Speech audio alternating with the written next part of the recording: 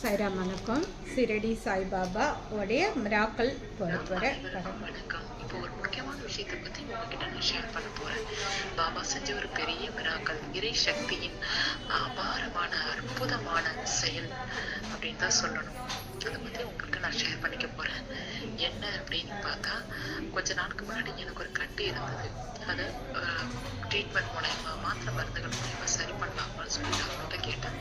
இல்லை, ஆப்ரேஷன் தான் பண்ணணும்னு சொல்லிட்டாங்க. மனசு ரொம்ப கஷ்டமாயிடுச்சு. ஏற்கனவே எனக்கு ரெண்டு மூணு ஆப்ரேஷன் பண்ணியாச்சு வேற வேற விஷயங்களுக்காக. இப்போ திரும்பவும் ஆப்ரேஷன் பண்ணணும் அப்படின்னு சொன்னது எனக்கு மனசு ரொம்ப கஷ்டமா போச்சு. நான் பாபா கிட்ட போய் அழுது சாப்பிட்டுட்டேன்.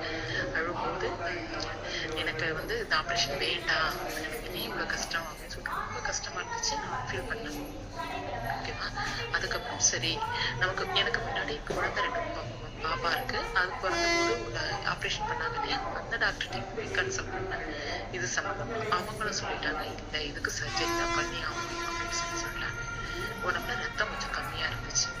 எனக்கு கொஞ்சம் அலர்ஜி, கொஞ்சம் கஷ்டமாயிடுச்சு. அலர்ஜினா பயத்துல ஒரு என்ன பண்றது அப்படிங்கிற ஒரு பயம் வந்துருச்சு. அப்போ என்னாச்சு, கால் பண்ணி எஸ்பிஆர் நகராயில் வந்து அக்காட்ட பேசிட்டு இருந்தேன். அப்போ அவங்க சொன்னாங்க, பாபாவோட ஊதிய தண்ணியில போட்டு குடி அப்படின்னு சொன்னாங்க. நீ வேண்டி குடி, எல்லாம் சரியாயிடும் அப்படின்னு சொன்னாங்க.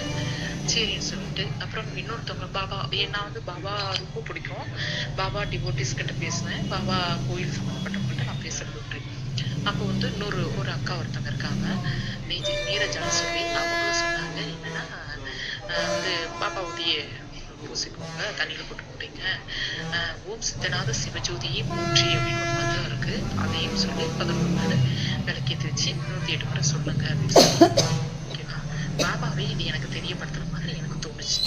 சரின்னா அவங்க சொன்ன மாதிரி நான் செஞ்சேன். அதுக்கு மறுபடியும் நான் டாக்டர்கிட்ட போன போதும் டாக்டர் என்ன சொல்லிட்டாங்க, இல்லை ஆப்ரேஷன் பண்ணி தான் ஆகணும் அப்படின்ட்டாங்க.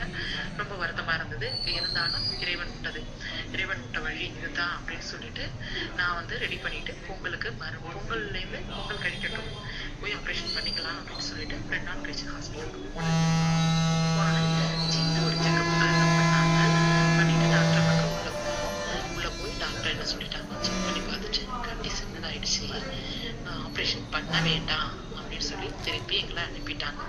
நான் போகும்போது ரொம்ப ஃபீல் பண்ணிட்டு காலையில எழுந்து சச்சரிதம் படிச்சுட்டு பாபாவை கும்பிட்டுட்டு, நான் வணங்கும்போது சிவபெருமான், மாரியம்மன், பாபா இவங்கெல்லாம் கும்பிட்டுட்டு எல்லா சாமியும் என் இஷ்ட தெய்வங்கள் குலதெய்வங்கள்லாம் வணங்கிட்டு, ஆனால் அதுக்கப்புறம் தான் ஹாஸ்பிட்டலே போனப்பா நான் ரெடி பண்ணிட்டு எனக்கு கூட இருக்கிறதுக்கு எங்கள் அக்காவையும் வர சொல்லிட்டு அதுக்கப்புறம் ஹாஸ்பிட்டலுக்கு போனேன். போய் இந்த விஷயம் கேள்விப்பட்டதும் இப்படி கூட நடக்குமா, இவ்வளோ சக்தி, இப்படி ஒரு சக்தி, நான் ரொம்ப வருத்தப்பட்டேன். என் வழி ஒரு பக்கம், பணம் ரெடி பண்ணணுன்ற சுச்சுவேஷன் ஒரு பக்கம், மேல மேல நிறைய ஆப்ரேஷன்ங்கிற ஒரு ஃபீலிங் மேல இது ஒரு பக்கம், எல்லாம் என்னை கஷ்டப்படுத்துச்சு. நான் எதிர்பார்க்கவே இல்லை இப்படி ஒரு மிராக்கல் நடக்கும் அப்படின்னு சொல்லிட்டு. அத்தனையும் நம்ம மனம் தெய்வங்கள் செஞ்சு வச்சாங்க. பாபாவாலையும் சிவபெருமானாலையும் வணங்கும் என் மாரியம்மனாலையும் இத்தனை நல்ல விஷயங்கள் நடக்குது. தயவு செய்து எல்லோரும் பாபாவோட உதிய, அது சாய் சச்சரிதத்துல பாபாவோட உதிய பத்தி ஒரு அத்தியாயமே இருக்கு. ஓகேவா? அதுல பாத்தீங்கன்னா பாபாவோட உதியின் மகிமையை பத்தி சொல்லியிருக்காங்க. எவ்வளவு அற்புதங்களை அதிசயங்களை செஞ்சது அந்த உதிங்கிறத பத்தி சொல்லியிருக்காங்க. தயவு செய்து யாரும் உடம்பு ஏதாவது பிரச்சனை இல்ல வலி, வேற ஏதாவது பிரச்சனைனாலும் சரி, ஒண்ணும் கவலைப்படாதீங்க. பாபாவோட உதிய வேண்டி அதை பாபாவோட ஓம் சாயி நமோ நமக, ஸ்ரீ சாயி நமோ நமக, ஜெய் ஜெய் சாயி நமோ நமக, சத்குரு சாயி நமோ நமக இந்த மந்திரத்தை சொல்லி பாபாவை வேண்டி உங்களுக்கு என்ன பிரச்சனையோ அதை சொல்லி அது நிவர்த்தி ஆகும், சரியாகும் சொல்லி வேண்டி அந்த புத்தி தீர்த்தத்தை குடிங்க.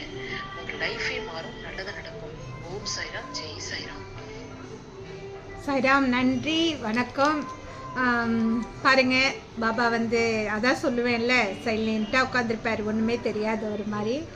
ஆனால் நம்ம எல்லாருமே இப்போ பிடிச்சவங்க பிடிக்காதவங்க, ஏழை பணக்காரங்க அப்படிலாம் கிடையாது.